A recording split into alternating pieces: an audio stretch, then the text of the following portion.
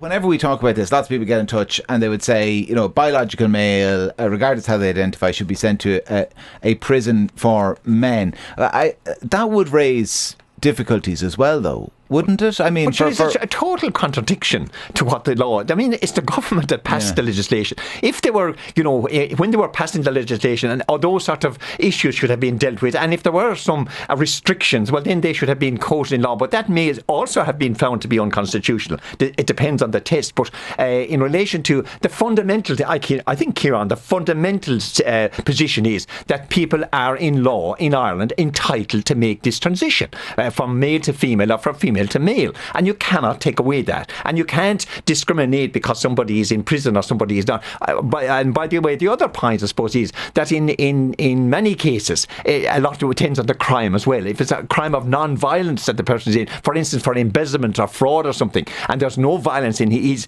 previous history, and now he's transitioned, then you see it doesn't raise the same concerns. But in other cases where there's a violent or aggressive element to the crime or a history, well, then obviously, the people are genuinely afraid. So both sides have legitimate concerns, but the law as it stands is certainly on behalf of the person who has transitioned. But I'm sure women are sent to women's prisons all the time, and some of those are going to be violent women, and they'll be a threat to other prisoners. On some level, is the word transgender the thing that distracts us? And actually the important word here is violence. And actually prisons have a way of separating and isolating violent prisoners and keeping other prisoners safe. And if that's good enough for anyone, why isn't it good enough for the transgender prisoner? Yeah, well, the principle of Irish prisons for donkey's years has been,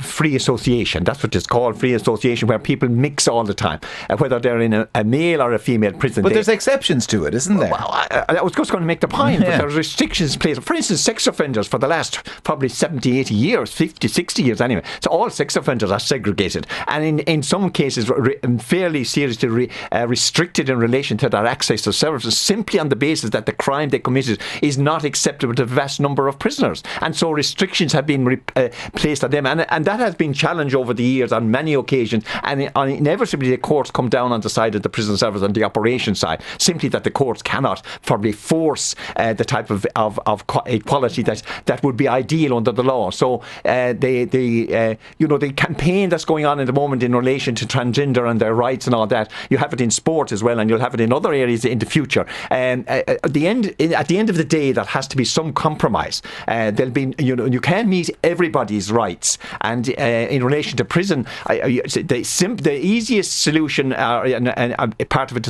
is probably a residential area, because it would be relatively easy to organise and to designate an area of residential facilities where a small number of people could reside and have free association and integration. But there are other elements to it, like, as I said, staff situations and other factors that arise in prison. A trans women's prison, or a part of the prison that is exclusively for trans women. Yeah, well, that's one solution. But as you say, there's still some of the practical issues, like getting searched.